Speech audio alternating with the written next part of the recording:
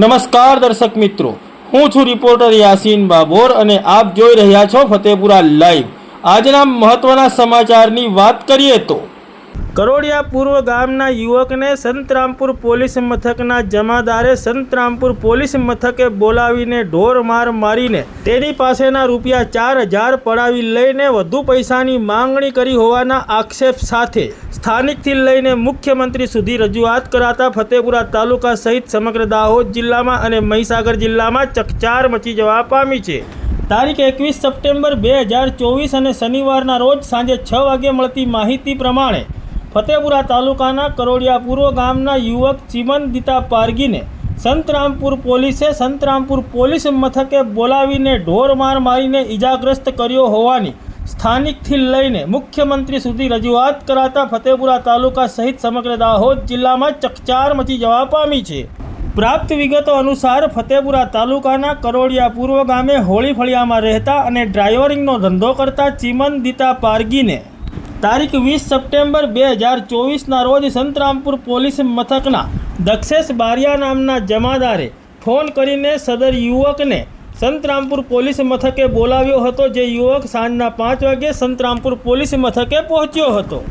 આ યુવક સંતરામપુર પોલીસ મથકે પહોંચતા દક્ષેશ બારિયા નામના જમાદારે તેને પોલીસ મથકના મેળા ઉપર લઈ જઈને તેની ઓફિસમાં અન્ય એક પોલીસ સ્ટાફના માણસની ઉપસ્થિતિમાં સદર યુવકને કંઈ પણ પૂછપરછ કર્યા વિના તેને પહેરેલા કપડાં કઢાવી નાખીને પ્લાસ્ટિકની પાઇપ વડે તેને ઢોર માર માર્યો હોવાનો યુવકે આક્ષેપ કર્યો છે।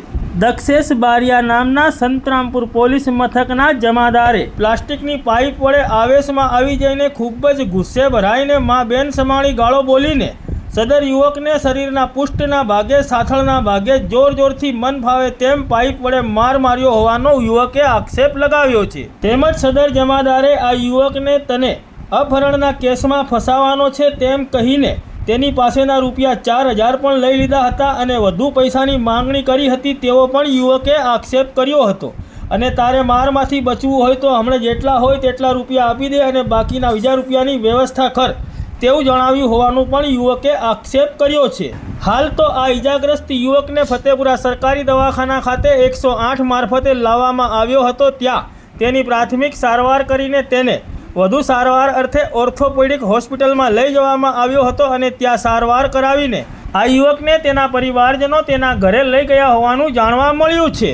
ત્યારે આ સમગ્ર બાબતે આ ઈજાગ્રસ્ત યુવકે ફતેપુરા પોલીસ મથકે, સંતરામપુર પોલીસ મથકે, DYSP Jhalod, DSP Mahisagar, DSP Dahod, DIG Godhra, IG Vadodara, માનવ અધિકાર પંચ ગુજરાત રાજ્ય ગાંધીનગર, ગૃહમંત્રી ગુજરાત રાજ્ય ગાંધીનગર અને મુખ્યમંત્રી ગુજરાત રાજ્ય ગાંધીનગર સુધી લેખિત રજૂઆત કરી હોવાનું જાણવા મળ્યું છે।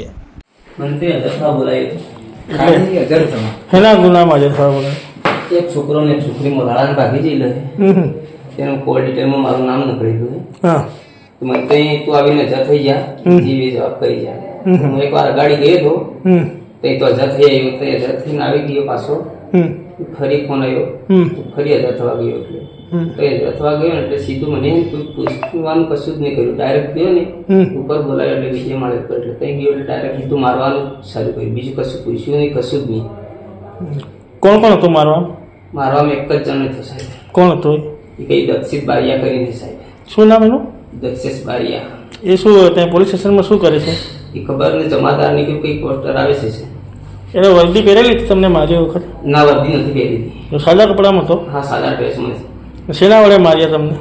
પાઇપે પાઇપ વડે માર્યા। હા। શું નામ તમારું? પારગી ચિમનદીતા, ગામ? કરોડિયા।